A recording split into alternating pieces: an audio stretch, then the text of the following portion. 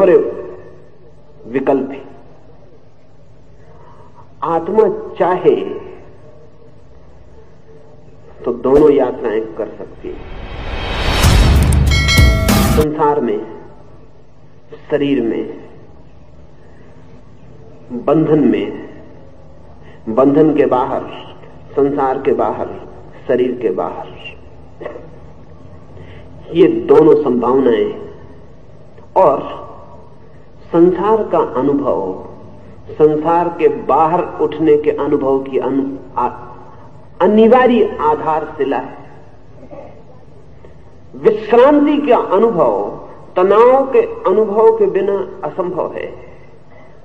मुक्ति का अनुभव अमुक्त हुए बिना असंभव है। मैं एक छोटी सी कहानी निरंतर कहता रहता हूं।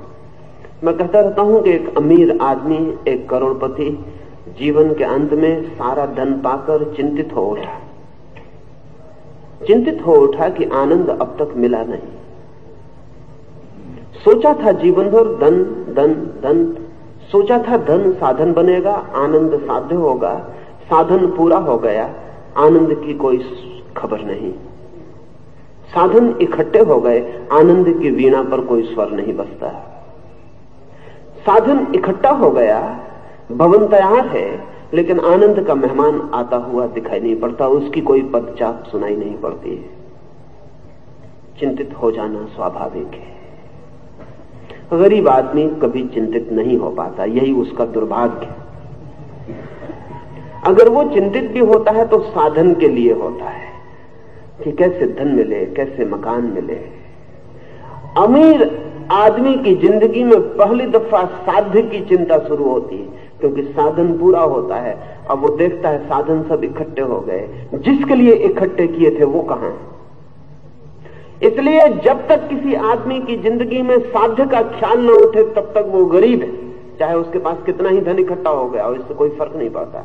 उसके अमीर होने की खबर उसी दिन मिलती है जिस दिन वो ये सोचने को तैयार हो जाता है सब है जिससे आनंद मिलना चाहिए, ऐसा सोचा था, लेकिन वो आनंद कहां है।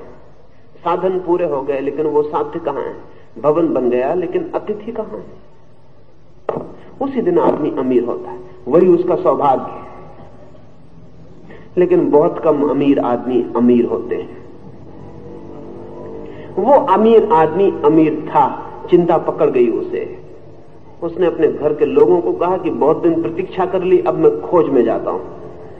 अब तक सोचता था कि इंतजाम कर लूंगा तो आनंद का अतिथि आ जाएगा। इंतजाम पूरा है, अतिथि का कोई पता चलता नहीं, अब मैं उसकी खोज पर निकलता हूं।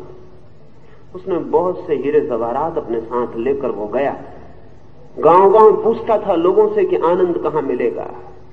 लोगों ने कहा हम खुद ही तलाश में, इस गांव तक हम उसी की तलाश में पहुंचे।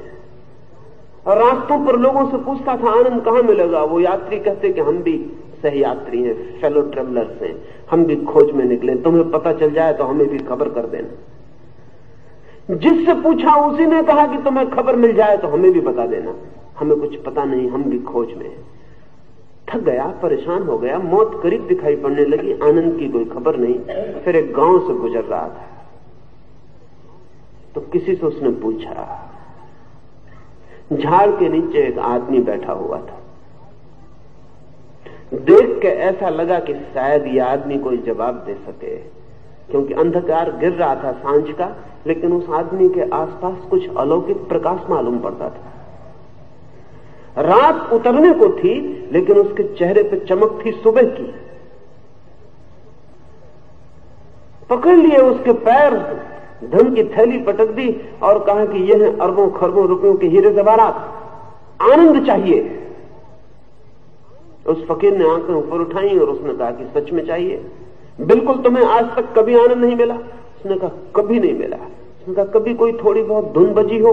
तो कोई धुन नहीं बजी। उसने कहा कभी थोड़ा बहुत स्वाद आया हो? उस आदमी ने कहा बातों में समय खराब मत करो, तुम पहले आदमी हो जिसने एकदम से ये नहीं कहा कि मैं भी खोज रहा हूं, मुझे बताओ। उस फकीर ने पूछा कोई परिचय ही नहीं है? उनका कोई परिचय नहीं है। इतना कहना था कि वो फकीर उस झोले को जिसमें हीरे जवाहरात थे लेके भाग खड़ा हुआ। उस अमीर ने तो सोचा भी नहीं था।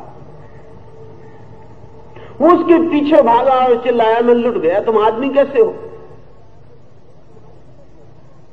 गांव परिचित था फकीर का, अमीर का तो परिचित नहीं था।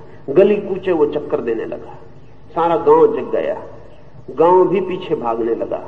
अमीर चिल्ला रहा, छाती पीट रहा, आंख से आंसू बह जा रहा है। वो कह रहा है मैं लुट गया, मैं मर गया, मेरी जिंदगी भर की कमाई है, उसी के सहारे मैं आनंद को खोज रहा हूं, अब क्या होगा? मेरे दुख का कोई अंत नहीं, मुझे बचाओ, किसी तरह इस आदमी से मेरा धन वापस दिलवाओ। वो गांव भर में चक्कर लगा के भागता हुआ फकीर वापस उसी झाड़ के नीचे आ गया जहां अमीर का घोड़ा खड़ा था। झोला जहां से उठाया था वहीं पटक के जहां बैठा था वहीं झाड़ के पास फिर बैठ गया। पीछे से भागता हुआ अमीर, सारा गांव। अमीर ने झोला उठा के छाती से लगा लिया और भगवान की तरफ हाथ उठा के कहा, हे भगवान तेरा परम धन्यवाद। फकीर ने पूछा, कुछ आनंद मिला?